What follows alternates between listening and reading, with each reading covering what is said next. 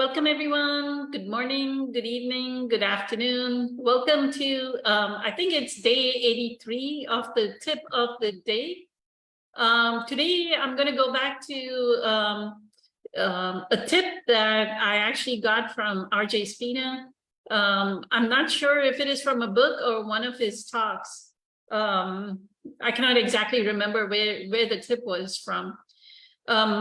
Today is the 24th of August, year 2023, and yesterday, on the 23rd of August, 2023, we had a discussion on our Facebook Live about not holding judgments about people, like not holding that negative thought, right?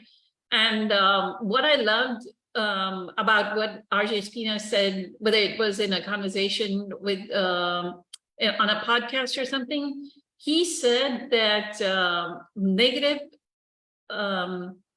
astral entities that are negative, they feed off of our lower energy centers, the energy centers, like the bottom three energy centers, right?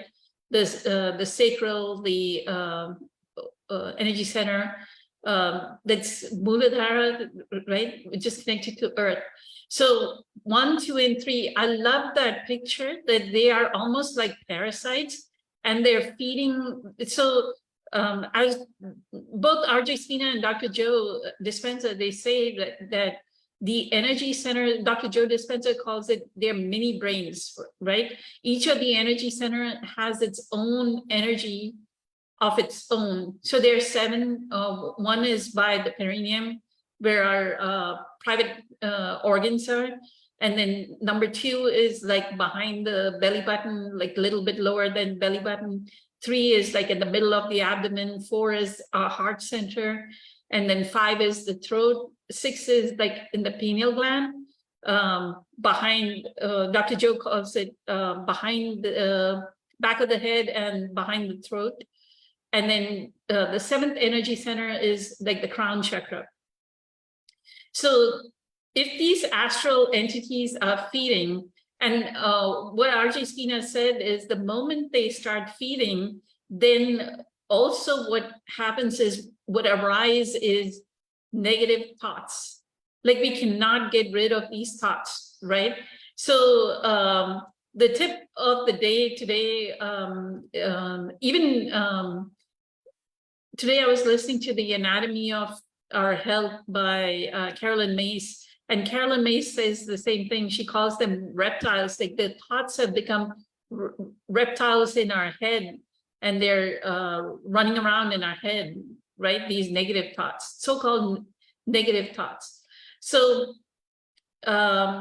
what we need to understand is we have energy centers, and the 1, 2, and 3, the lower energy centers, is where the negative astral entities like latch on like a parasite and they feed on it. And then what is generated is negative thoughts out of it, right? And our job is to examine our negative thoughts, because that's what these astral entities want, is that low frequency vibration, right? They want us to bring down our frequency. We can be in the 5th dimension all the time, but these astral entities, because of our dwelling on our trauma, our dwelling on whatever is negative, these astral entities like latch on into our energy center, and then they start drawing the energy out of us. So that's why, a low energy, a person that is highly negative, like a depressed person or an anxious person or a panic-stricken person, they're like, yeah, I'll do it.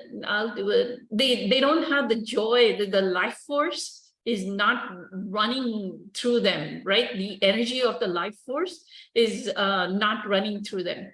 So our job is to, if we have a little bit of presence power, then our job is to examine our thoughts, right?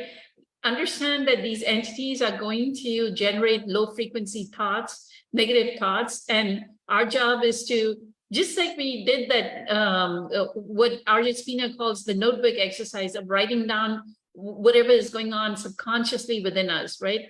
Why did we comb our hair? Why did we pick up the phone and text somebody at that moment? Why did we look at our phone? Why are we scrolling through social media in this moment, right? Question every thought, every action, but now like look at your thought and go, on whose behalf am I thinking this thought? I don't know how he phrases it, but Rupert Spira says the same thing. On whose behalf am I feeling this emotion? On whose behalf am I thinking this thought? Wait a few minutes and then say, who am I? This is what RJ Spina says, who am I? And there's no answer to it, because who am I? The essence of who we are is just pure energy. And then you break the bondage of that thought. So on whose behalf am I thinking this thought?